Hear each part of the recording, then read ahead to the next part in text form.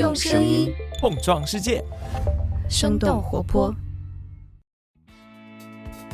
嗨，我是早咖啡的后期 Jack， 趁着梦一没来和大家说一句，我们正在招实习生，如果你对播客感兴趣，同时想要尝试如何把声音和商业科技的内容结合起来，欢迎查看我们的 show notes。 好，话不多说，交给梦一了。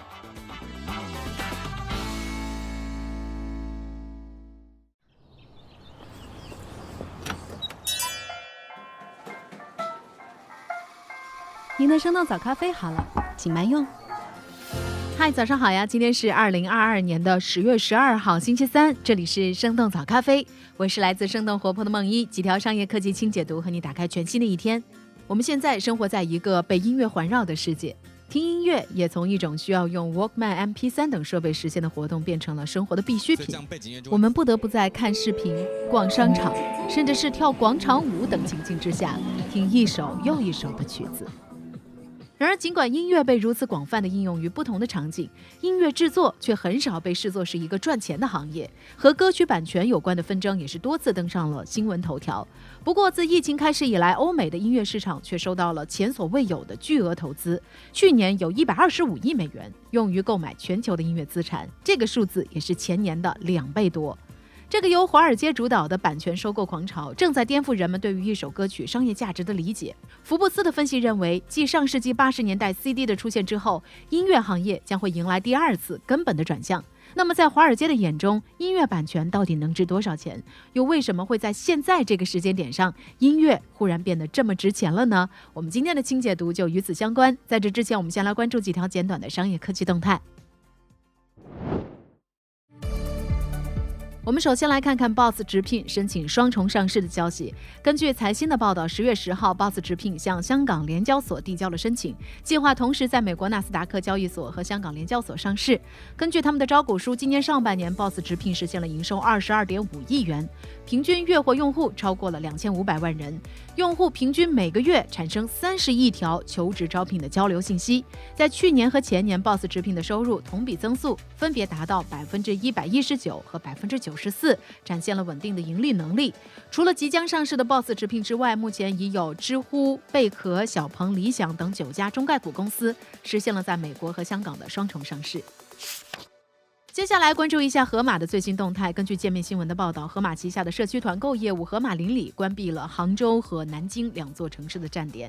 在这之后，盒马邻里仅仅保留了上海大本营的业务。盒马邻里在去年的4月上线，主要承担的使命是补充覆盖那些盒马门店无法覆盖的市场，更加贴近社区。盒马邻里的下单模式也和社区团购比较相似，也就是前一天预定，第2天取货自提。在今年的3月，他们又上线了自提店附近500米的配送到家服务。其实在这一次关闭杭州、南京站点之前，盒马邻里在去年年底和今年4月份就有过2次大范围的收缩，先后退出了深圳、北京和成都等7个城市。盒马的内部员工在接受界面新闻采访的时候表示，收缩的原因就是亏钱，业务模式没有跑通。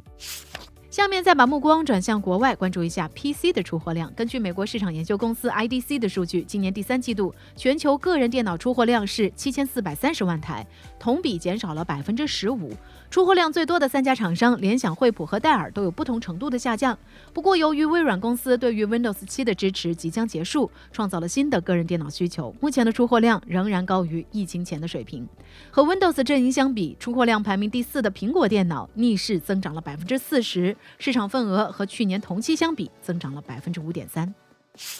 最后，我们来关注一下今年诺贝尔经济学奖。在这个周一，诺贝尔奖官网揭晓了今年的经济学奖获得者，分别是美联储前主席伯南克、学者道格拉斯·戴蒙德和菲利普·迪布维格。戴蒙德和迪布维格开发了多种理论模型，用于解释银行存在的原因，为什么他们容易受到银行倒闭谣言的影响，以及如何应对这种脆弱性。伯南克则利用历史资料和统计方法，对20世纪30年代的大萧条进行了分析。诺贝尔奖官方认为，他们的研究降低了金融危机发展为长期萧条，并对社会造成严重后果的风险。那以上就是值得你关注的几条商业科技动态，别走开，我们马上和你一起来聊聊，为什么现在这个时间点，音乐版权在华尔街的眼中突然变得值钱了呢？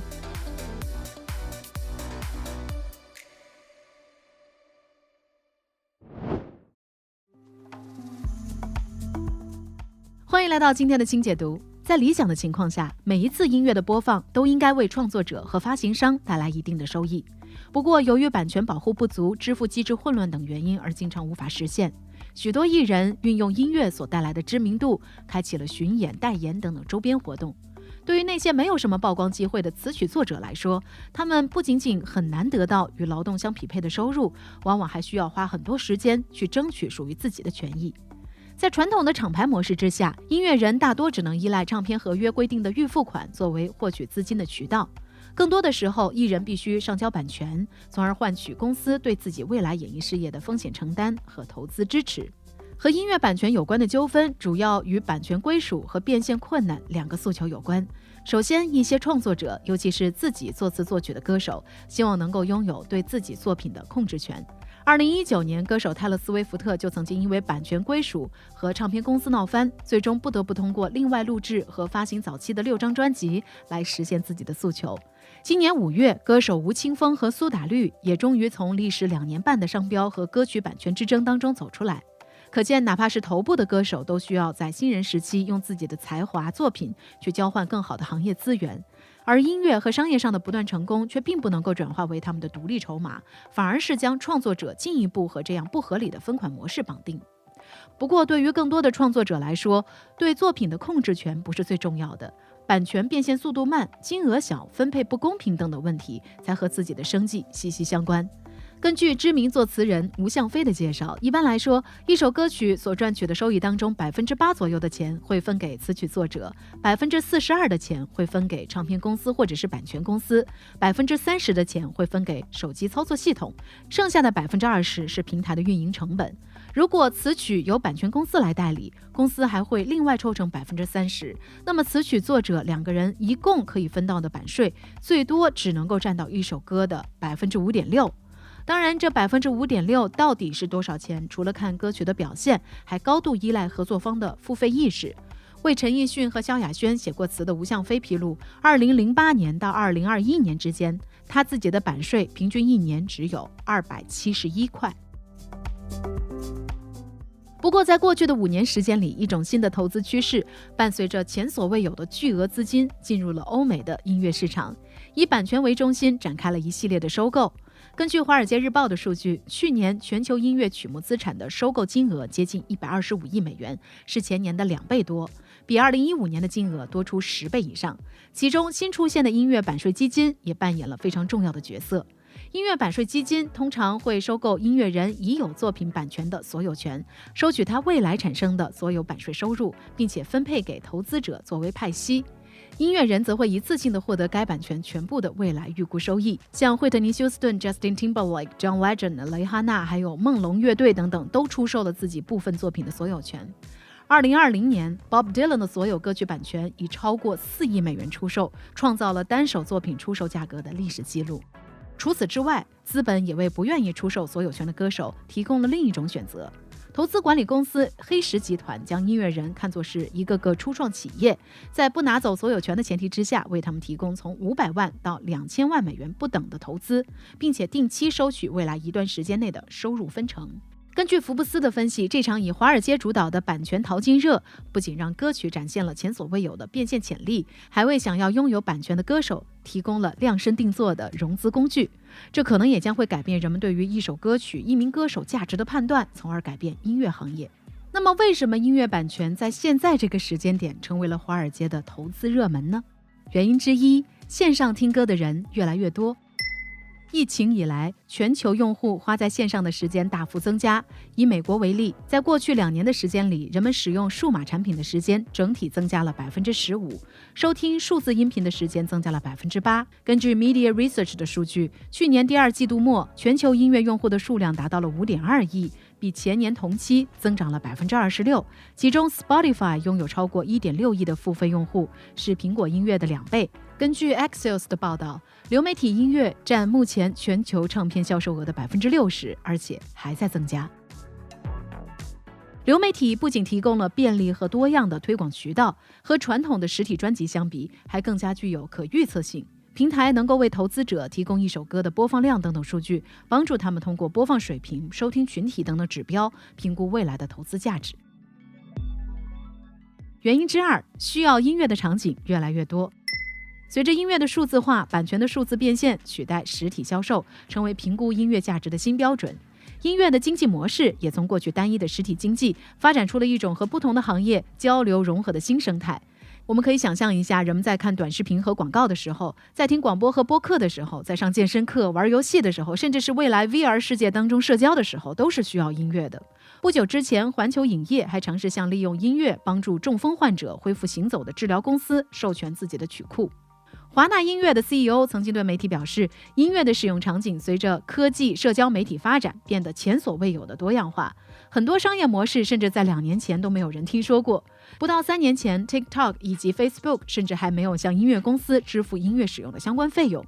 根据 Media Research 的数据，音乐行业如今每年从社交、健身和游戏版税当中获得20亿美元的收入，而且预计这一收入还会继续增加。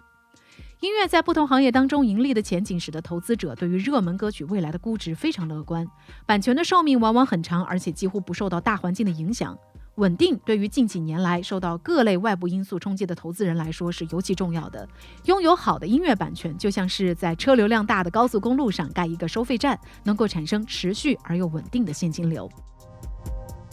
原因之三，急需版权变现的创作者越来越多。在投资人斥巨资收购歌曲的另一端，是越来越多愿意通过卖歌曲来变现的创作者。根据新音乐产业观察的分析，从过往的交易来看，50岁以上的老艺人占到了绝大多数。和年轻的歌手相比，老艺人们还是更多的依赖实体唱片销售和线下巡演。然而，疫情让很多人没有了收入。2020年初，摇滚传奇大卫·克罗斯比在出售自己词曲版权的时候表示，我没有办法工作，流媒体又偷了我的钱，卖歌是我唯一的选项。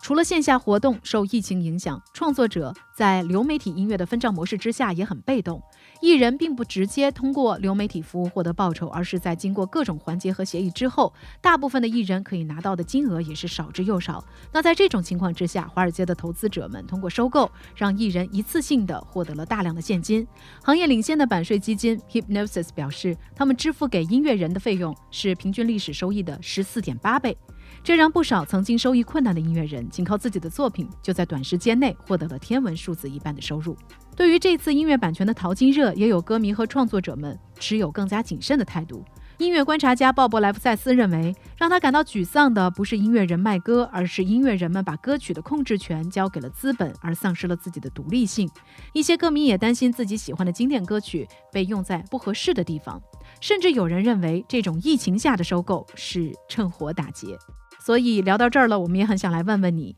你喜欢什么样的音乐呢？作为听众，你是如何来评价一首歌曲的价值呢？欢迎你在我们的评论区和我们一块来聊聊。好了，这就是我们今天的生动早咖啡，那我们在这周五一早再见啦，拜拜。这就是今天为你准备的生动早咖啡，希望能给你带来一整天的能量。如果你喜欢我们的节目，欢迎你分享给更多的朋友，这会对我们非常有帮助。同时你也可以在公众号和微博搜索生动活泼，声是声音的声，这样就可以了解更多与我们节目相关的信息啦。生动早咖啡，期待与你下次再见。